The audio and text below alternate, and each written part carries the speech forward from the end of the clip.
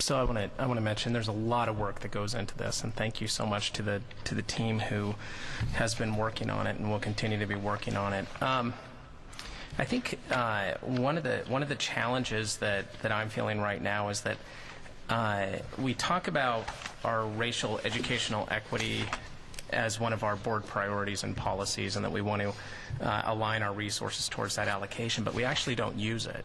We're using a socioeconomic status indicator, which is not the same thing. And I think the challenge is, one, it's a lot easier to talk about economics and poverty and your free and reduced lunch, which is what everything is really based on, when in fact it's not the racial educational equity policy.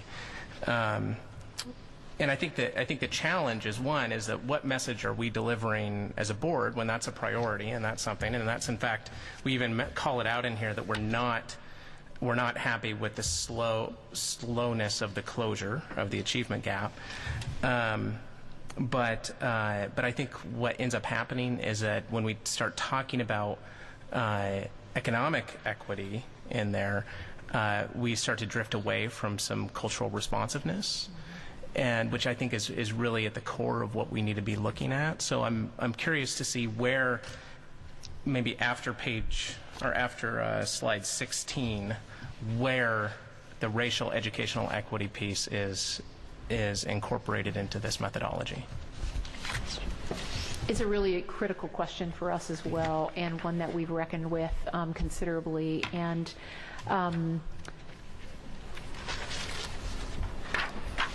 part of what we're looking for from you is clarity about your desire for, what looks like progress there to you.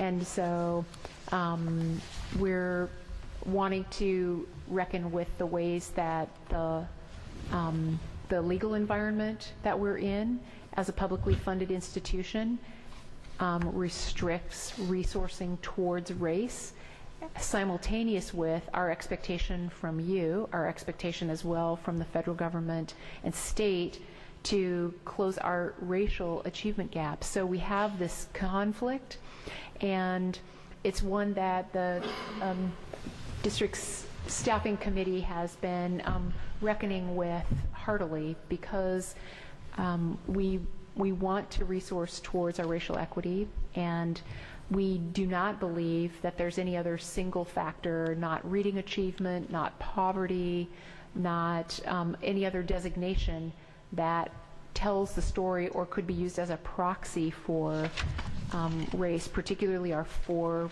areas of our racial groups that are historically underserved in our district, those being Black students, Hispanic students, Native American students, and Pacific Islander students. So we continue, and part of why we're not done right now with a set of recommendations to the superintendent is that we continue to look at and try to reach a set of recommendations that move us forward in this direction.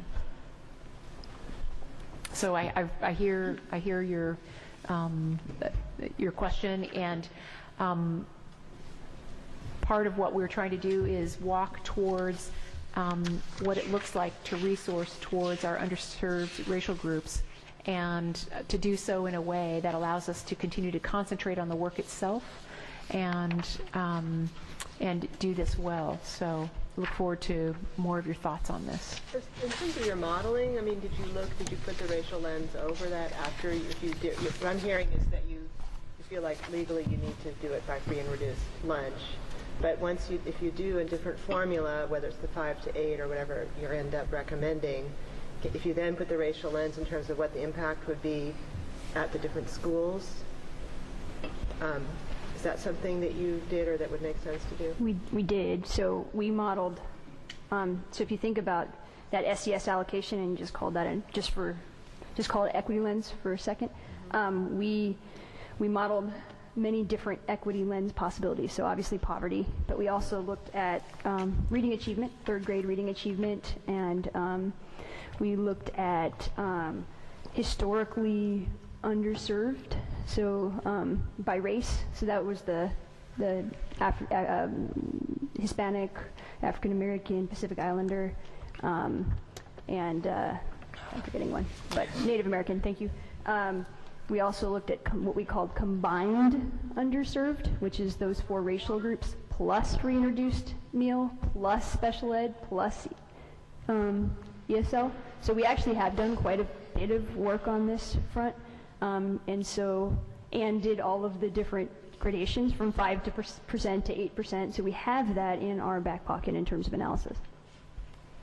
But I guess, so that's good, but also just whatever recommendation and then staffing allocation you end up with to make visible, and this is what that means, kind of like in terms of where we got at the end of the Jefferson cluster recommendations, where it showed what the impact would be on different racial groups of the decisions. Apply the lens to see the net impact of who's most dramatically impacted after we applied the formula. And does it match up in a way that makes sense? Right. So I'm going to say you're hitting this way, and this is the same conversation we've now had in multiple settings, trying to figure out how do we do this and do this in a way that both doesn't water down the impact we're trying to have for our students of color who are most dramatically impacted and who we're trying to reduce the achievement gap, and do it in a way that ends up being within the legal parameters that we have to work in. So this is a great area for us to get some feedback from you in terms of what you want to see, and what do we do that is in the formula up front. What's the thing that's the lens we apply to see what the impact of the formula is that we use? What is the Well, I think the beauty of the fact that you call it out is the fact that our racial equity policy is starting to actually mean something. Yeah. So however the board can help provide some direction on that piece, like just really even helpful. As a voice, I think that's awesome, because this is a place where I haven't heard that before. Like, where did that get called out? And so just to push us on that, that's great, because we've been grappling with it for months.